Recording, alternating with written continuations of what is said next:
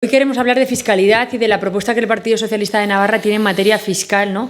Nosotros proponemos una fiscalidad justa y progresiva. Desde luego que garantice nuestro estado de bienestar, una buena financiación de nuestra educación, de nuestros servicios sanitarios y también de los recursos que nos permiten combatir la desigualdad y la pobreza. Por eso, en la línea que también propone el Partido Socialista a nivel nacional, proponemos que los que tienen mayores rentas y patrimonio deben hacer un mayor esfuerzo fiscal y no deben ser las clases bajas y las clases medias y también las familias los que soporten el peso de los impuestos, como ha hecho este Gobierno del cuatripartito. Por lo tanto, nosotros proponemos un alivio fiscal para las rentas medias y las rentas bajas y subir la presión fiscal a las rentas altas y a los grandes patrimonios.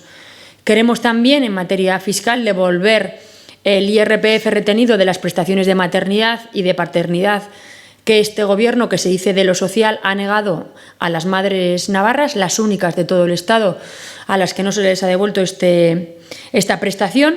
Y luego, revisaremos el impuesto de sociedades para que las grandes empresas también paguen más. Ayer la propia ministra Calviño anunció que se está estudiando un mínimo en el impuesto de sociedades para toda España. Es verdad que a nivel europeo también se está estudiando. Tendremos que mirar cómo queda ese impuesto, porque en fiscalidad siempre hay que mirar al entorno. Y luego, lo que también tenemos claro es que tenemos que avanzar también hacia un modelo de fiscalidad verde. Y además, si queremos también hacer justicia fiscal, tendremos que poner más recursos para atajar el fraude fiscal, todo lo que tiene que ver con la economía sumergida y el empleo no declarado. En lo que tiene que ver con el convenio económico, nosotros como socialistas defendemos que el convenio económico es un instrumento transparente. Todas las actas están publicadas y la fórmula del convenio también es pública y además es un instrumento solidario porque también aportamos al conjunto de toda España.